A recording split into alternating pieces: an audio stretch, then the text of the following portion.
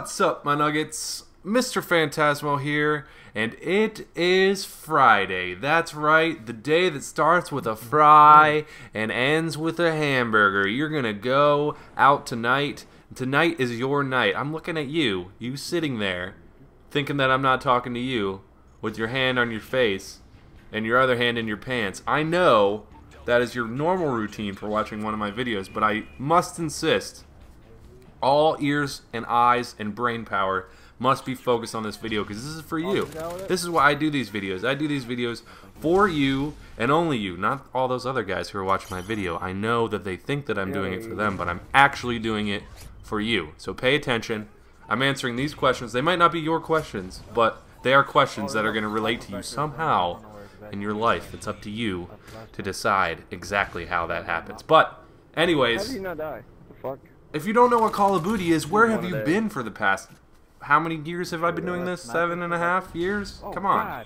Call of Duty is a show all about women problems and how to solve them. You have a girl, you need to know how to talk to her, put it in the comment section, and then I'll answer it. It's simple as that. It's a simple, like, box at the laundromat that you put your concerns and questions in. The dryer's out of order. Well, guess what? It's the same problem as this girl. I don't know how to talk to this girl. It's the same thing. You take it in your little piece of paper, which is the comment section. You write it down. You put it in the comments. I answer it. It's simple. It's simple ergonomics at its finest. So let's just continue. I think that's the best way to explain to you how I do what I do. And most of you guys you already know what the Call of Duty is.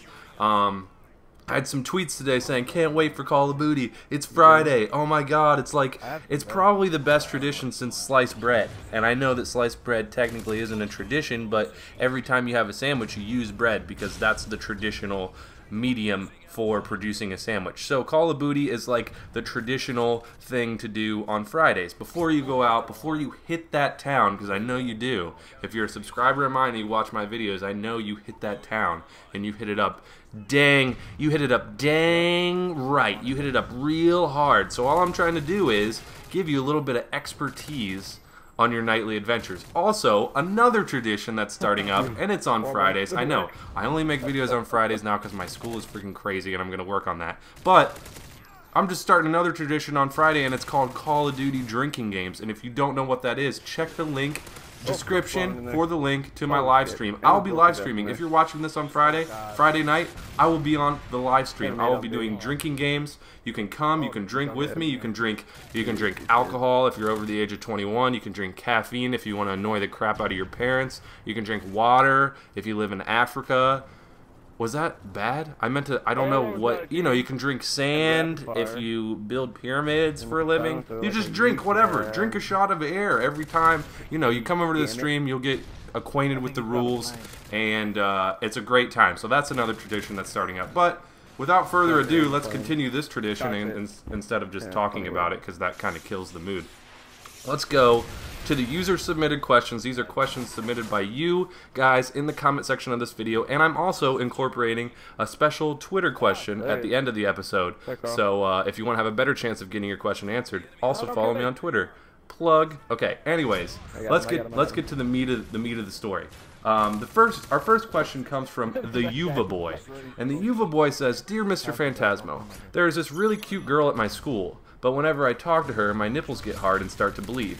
The area near my nipples on my shirt starts to red and wet. She obviously notices this, but I can't tell what she thinks about it.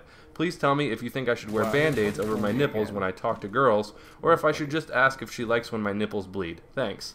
Okay, well, clearly, this is a very serious question, so it requires a very serious answer. And I know that this is an epidemic that, a lot of cross-country runners and just joggers and general casual people of that nature, they experience this problem, and it might not be a problem, but if she's any kind of girl with any kind of girlish figure and attitude towards things, she's probably going to be really turned on by those bloody nipples. So what you're going to want to do is, you're just going to want to put a little bit of Neosporin on it once it starts to bleed, and that actually helps to spread the nipple. Okay, I can't answer this question anymore. I'm sorry, but I know that was a great question, and I know that my response was so good, but this question that I got literally was my whole reasoning behind this entire Call of Duty. I read this question and I was like, this is the greatest question I've ever received on Call of Duty. Probably until next episode, because you guys just keep coming with amazing questions. But this question is something that I really was excited to answer. So, this is coming from CM Wettest, and I know that that's not how you pronounce your name, but that's how I'm pronouncing it. It's CMWHETST. Maybe Wet Street or CM Wet Street, something like that. Alright, so this is his question. It says, try this one on for size, Phantasmo. I'm 30 years old now, with the same libido I had when I was 18. I most recently had my second child with my wife, and I'm having difficulty finding a convenient time taking her to the pleasure land. With masturbation at a post-pubescent all-time high, I'm looking for pointers in the most unlikely of places. How can I increase the frequency in which I have marital sex? My dick is in your hands. Well, you know what I mean. Sincerely, CM Wet Street. Okay, so what I'm trying to say here, or what you're trying to say here, is very apparent. And you got 37 thumbs up in the last video. So there's either a lot of guys in your similar situation that need advice in this particular area, or there's just a lot of people in the comment section rooting you on and hoping that I help you with this problem. Now, obviously, it's pretty apparent that I have never personally run into your exact situation. I have never been married with 2 kids and have tried to spice up my love life in my marriage. I know that that is definitely not a rare occurrence in marriages. You know, everyone needs a little spice up every now and then, a little spruce to your goose. You need to get a little potpourri in there and make it smell nice. So what I'm gonna say is, personally, in my relationships, and I've never had... Whoa, sorry. This is the second time in a commentary I've choked up. I just get so emotionally attached to this question. So I always try to keep it fresh. That's just what I try to do. And you know, you're asking me, you know, how you can get to that. And if you keep it fresh and if you mix things up, the girls notice, and they really, the girls are all about the emotional side of sex. They really want to like feel like you're, I don't know, I can't put a word on it because I'm not a girl, and no guy really understands girls quite that well.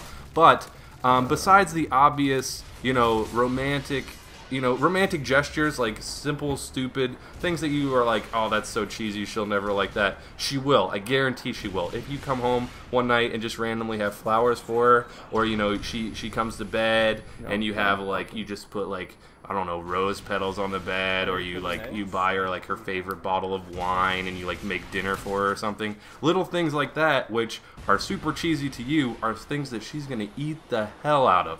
But besides that, also there are things that you can do, like, I don't know, maybe once you get to, because if you do stuff like that, she's gonna give you a shot in bed. Now I don't know what your situation is with your kids around and everything. You might have to send them to like the movies, or have Uncle Fester come over and take care of them for a little bit in the playpen. But however you can get rid of the kids, get a night alone, be romantic, you know, dress up in clothes. Maybe she likes cowboys, so dress up like a cowboy. Maybe she likes, you know, just you in a tux, so do that. Also, when you're trying to, maybe you're laying in bed one night, maybe go a different route. Maybe be like super aggressive. Maybe like just choke her or something, or like grab her and like just have your way with her. Be super dominating or something. Maybe a lot of girls like a guy who could just take control of the situation. And you know, if she's not giving you sex, just take it from her. No, that sounds horrible. If she's not like, oh, let's have sex, maybe she's looking for you to be like, we're having sex tonight because we're married and you're hot. You need to portray that, though, and just be like, you know, completely take control of her. You know, she's taking a shower, just walk in and rip your clothes off and get in there and scrub her down with your huge manly muscles, because I know that's what you have. But just do something. You got to do something out of the norm. You can't do something that you've ever done before, and you just got to do just random things. Not random things, because that'll never work, but you just got to do like cute things. You got to do aggressive, maybe be submissive. I don't know, all girls are different, but you got to switch things up, and you got to go to the extremes if you want to get her back on the roller coaster of CM Wet Street. That's my personal advice, and I would love to hear from you further down the line. Send me a tweet. Let me know how it's going. I'll give you more. Maybe we can work this out together. It's a problem. We can work it out together as a team. I'm curious to see how this guy does, and I know you guys are too. So let me know on Twitter, and I'll go along with you. Okay. Anyways, speaking of Twitter, let's get to our final question of the episode, and this is our special Twitter question, which comes from Casey D6492, and he says, Mr. Fantasmo, at Mr. Fantasmo, cute girl in one of my classes this semester with awesome tattoos, but one of them is a tramp stamp. Go for it or no? And I say, absolutely go for it. You're saying semester, so I'm assuming that you're in college. College is the time to go for things like that. And tramp stamp, you know, it depends on really what the tramp stamp is. If it's a butterfly or like, I don't know, like a little flower rose petal thing, it might just be something that she got with all of her friends. You know, they all got like matching tramp stamps, because that's not slutty or anything. But tramp stamp usually, I'd say about 87% of the time, leads to this girl is going to be pretty easy to go for it with. But if it says something like, maybe if it says something like entrance only, or, well, entrance only means that she's like never pooped in her life, so that's kind of weird. But maybe she's down for like freaky stuff. Maybe she just holds all of her feces in. I don't know. If there's like, you have to interpret a tramp stamp appropriately. What if it's like a smiley face, or what if it's like a gun with an X through it? You know, what does that mean? Nobody knows. But I would be curious if you could tweet at me, because I know you follow me on Twitter. So if you could tweet at me what exactly a tramp stamp has on it, and then we can further investigate this situation. But I would say definitely, if she's cute and you're wondering the only thing that's making you not want to go for it is the tramp stamp, I'd say triple wrap your wiener with durable condoms, and then just go in there and experience it for yourself, and then let me know how it is. Okay, so that's another episode of Call of Booty. I know it was really weird this time around, but I really liked a couple of the questions that I answered. And to the guy with the bloody nipples, I'm sorry if I didn't give you the proper time that you needed, but I'm sure you'll be great. Band-Aids are great, and so is Neosporin. I will see you guys in the next episode. Be sure to leave your questions, comments, concerns in the comment section below. Also, you can follow me on Twitter and hit me up on there with some questions. I'd be happy to answer them. And if you're watching this on Friday, come to the stream right now, because we're doing drinking games and you don't want to miss out. We're just all hanging out, having a really good time. It's twitch.tv/Fantasmo streams. I would love it if you joined me, and I will see you guys in the next episode. Peace nuggets.